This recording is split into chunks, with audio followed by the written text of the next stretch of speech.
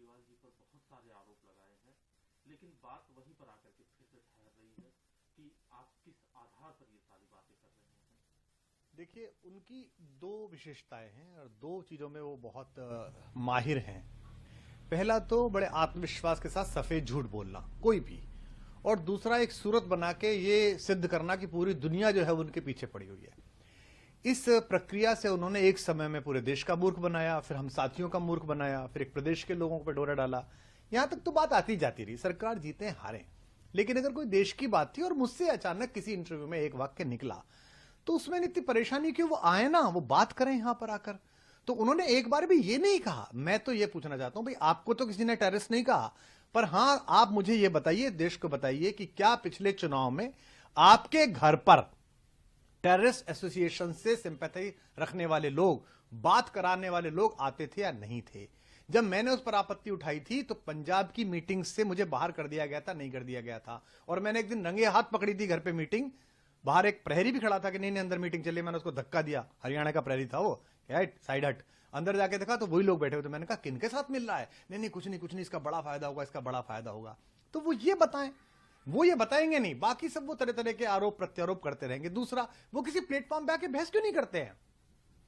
मुझे वो कह रहे हैं कि कवि है, हास्य कवि है। अरे भैया, मैं तो पढ़ा लिखा हूं, थ्रू आउट फर्स्ट क्लास हूं, गोल्ड मेडलिस्ट हूं, कॉलेज में पढ़ाया है 17 साल।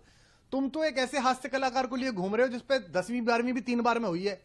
तो तुम तो कल वो कोई गड़बड़ कर देगा तो तुम तो कह दोगे वो तो हास्य व्यंग के आदमी है, वो तो हास्य कलाकार है, मैं क्या करूं। देश का मुद्दा है। और कहते हैं जी राहुल गांधी और मोदी जी एक सुर में बोल रहे हैं। राहुल गांधी और मोदी जी एक दूसरे के खिलाफ चुनाव में भीषण वार प्रहार करते हैं, ठीक है जी, खूब एक दूसरे के राजनीतिक दुश्मन है, लेकिन कम से कम उन दो लोगों में, उन दो पार्टियों में यह तमीज तो है कि राष्ट्रीय अखंडता के मामले में एक हो जाएं। राहुल गांधी अपने पिता, अपनी दादी को इसी राष्ट्रीय अखंडता के मुद्दों पर खो चुके हैं। इसी पंजाब में बलि चढ़ चुकी है। प्रधानमंत्री कश्मीर से लेकर कन्याकुमारी तक भारत का संविधान इकसार कर चुके हैं।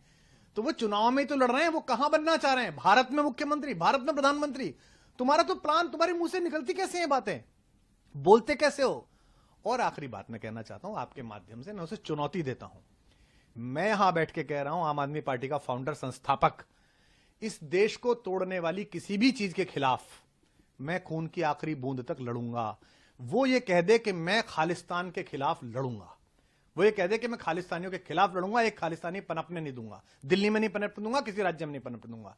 खालिस्तान मेरे खून की आखिरी बूंद के बाद भी साकार नहीं हो पाएगा, ऐसा बोल दे। एक बार बोलेगे ना, क्या चुनाव करता है? इतनी बात कहने में क्या दिक्कत है कि मैं खालिस्तान के खिलाफ हूं? मैं कह रहा हूं मेरे खिलाफ तो प्रोपेगेंडा आपने वैश्विक करा दिया, पंजाब में चुटकुले कवि सम्मेलनों के वायरल करवा दिए, पर अब जब ये लोगों को बात पता चली कि तुम्हारा बेसिक इंटेंशन क्या है, तो कह रहे नहीं मैं तो ऐसा हूं, मेरे पीछे पड़ गए। ये विक्टिम कार्ड बहुत खेल लिया, मैं तो गरीब आदमी हूं, मैं तो फला आदमी हूं।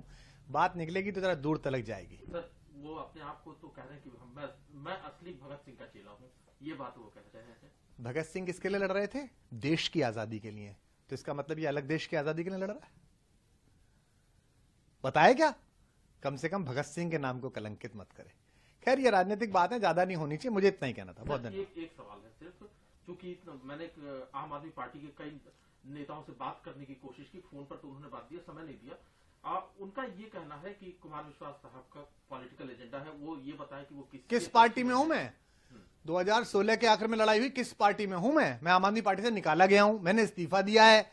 जो आदमी कहता था स्वराज से पार्टी है, वो जब से पार्टी बनी है तब से खुद ही अध्यक्ष बना बैठा है अपनी जेब में। और आम आदमी पार्टी के दूसरे तीसरे चौथे नंबर वाले कार्यकर्ताओं को बता दूं, ज्यादा ख्वाब मत पालो, अब दामाद जी आने वाले हैं, अब बहन जी आने वाली हैं, ये वहीं ले जाएगा और लोगों को जस्टिफाई कराएगा उन चेलों को, चिंटुओं को। जो स्वराज का शिरोमणि बनता था, जो संविधान की कसम खाता, उसने अपना ही संविधान बदल दिया कि 3 साल से ज्यादा कोई अध्यक्ष नहीं रहेगा, संयोजक नहीं रहेगा। अपना संविधान खुद बदल दिया, मैं जब तक रहूंगा तब तक रहूंगा।